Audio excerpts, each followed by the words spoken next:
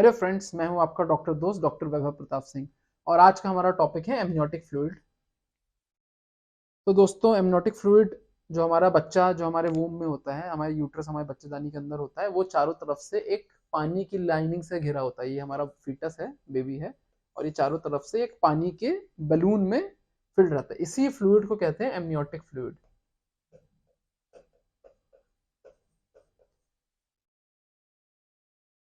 तो दोस्तों, ये एमनियोटिक फ्लूइड बनता कैसे है?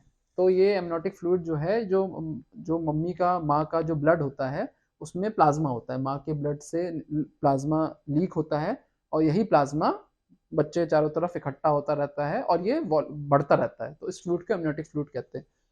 और जब बच्चा बड़ा हो जाता है, उसकी किडनी फंक्शन करने लगती है। यूजुअली 16 हफ्ते पे बच्चे की किडनी फंक्शन करने लगती है। तो बच्चा जब यूरिन करता है, जब किडनी फंक्शन होगी तो यूरिन पास करेगा, तो ये यूरिन भी उसी फ्लूइड एमनियोटिक फ्लूइड में इकट्ठा हो जाता है, और एमनियोटिक फ्लूइड का वॉल्यूम बढ़ा भी देता है।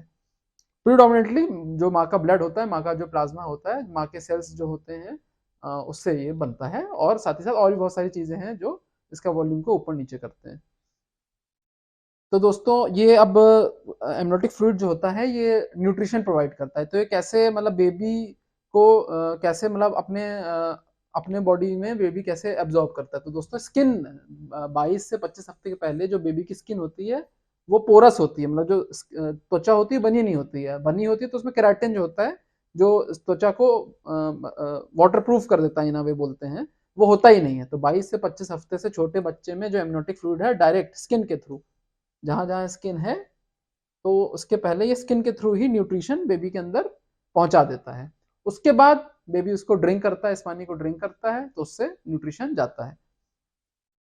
तो दोस्तों, क्या क्या फंक्शन होता है एमनियोटिक फ्लूइड का? सबसे पहले तो, कि अगर बच्चे चारों तरफ कुछ होगा ही नहीं तो वो ग्रो कैसे करेगा? वो हाथ पैर कहाँ मारेगा? बच्चा हमारा इतना छोटा सा स्टार्ट होता है, इतना बड़ा जब डिलीवर होता है तो बड़ा होकर डिलीवर होता है। तो उसको स्पेस देने के लिए, जैसे जैसे बच्चा बड़ा होता है, एमनियोटिक फ्लूइड की वॉल्यूम की मात्रा बढ़ती रहती है। तो ये रूम देता है बच्चे को ग्रोथ के लिए।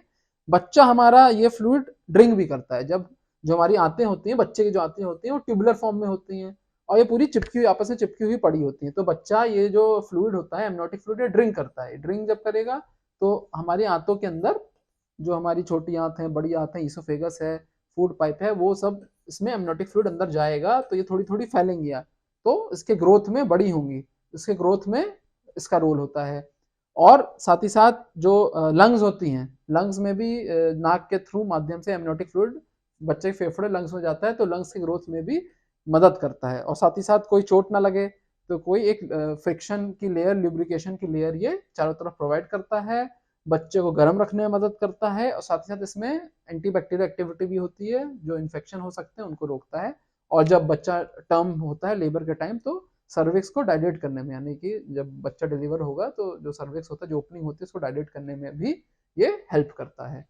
तो दोस्तों, कई बार इसकी स्टडी भी करनी पड़ती है। जब हमको डाउट होता है कि बच्चे में कोई विसंगति तो नहीं है, कोई क्रोमोसोम नॉर्मलिटी नहीं है, क्योंकि इसमें एमनियोटिक फ्लूइड में जो बच्चे द्वारा निष्कासित सेल्स होते हैं, जो मैं बताया था, जैसे यूरिन, जो बच्चे यूरिन होता है, वो भी खट्टी एमनियोटिक फ्लूइड में होती है। और अन्य जो भी सेल्स निकलते हैं बॉडी से, जो जैसे हम लोग नहाते हैं तो हमारे सेल्स जो निकलते हैं, जिनको हम बहा देते हैं, तो वो बच्चे में तो कहीं नहीं जाएगा, वो अंदर ही रहता है।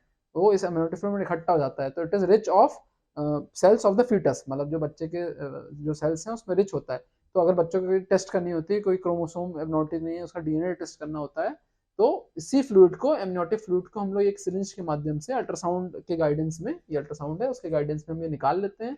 थोड़ा सा फ्लूइड, एमनियोटिक फ्लूइड निकाल के उसको हम टेस्ट करते हैं। इसी इसी प्रक्रिया को बोलते हैं एमनियोसेंटेसिस, जो हम लोग पहले भी पिछली वीडियोस में डिस्कस कर चुके हैं।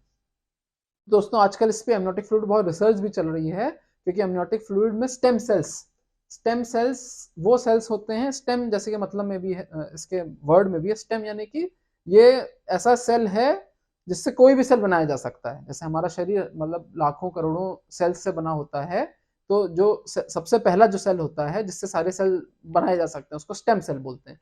तो एमनियोटिक फ्लूइड जो होता है, स्टेम सेल्स में बहुत रिच होता है। इस पे रिसर्च भी चल रही है, stem cell therapy, stem cell पूरी फील्ड है। इसमें कहा जाता है कि जो स्टेम सेल्स है, मान लीजिए हमारा स्टेम सेल है, इससे मैं बाल का सेल भी बना सकता हूँ, इससे मैं आंतों का सेल भी बना सकता हूँ, इससे मैं अपना ब्रेन का सेल भी बना सकता हूँ। कुछ लोग तो इस पर रिसर्च कर रहे हैं कि इस स्टेम सेल के माध्यम से पूरा पूरा लिवर बना दें। ताकि आजकल लिवर ट्रांसप्लांट और ऑर्गन्स की कमी हो जाती है, इसी के माध्यम से हम किडनी बना दें, इस पे भी रिसर्च चल रही है, ताकि हमको किसी डोनर के लिए वेट ना करना पड़े। आजकल डोनर की डेफिशिएंसी की वजह से बहुत सारी डेथ्स हो जाती हैं।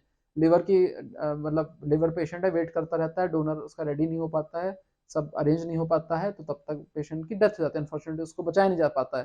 तो इस पे काफ़ी रिसर्च चल रही है स्टेम सेल्स पे, इसके माध्यम से हम लोग ऐसे ऑर्गन्स भी बना दें, या कोई भी ऐसी जेनेटिक अबनॉर्मलिटी कोई प्रॉब्लम हो तो उसको हम लोग ठीक कर दें। तो फ्रेंड्स, आपको आज का टॉपिक कैसा लगा हमें कमेंट सेक्शन में लिख के बताएं। Thank you, stay healthy, stay happy, keep your baby safe.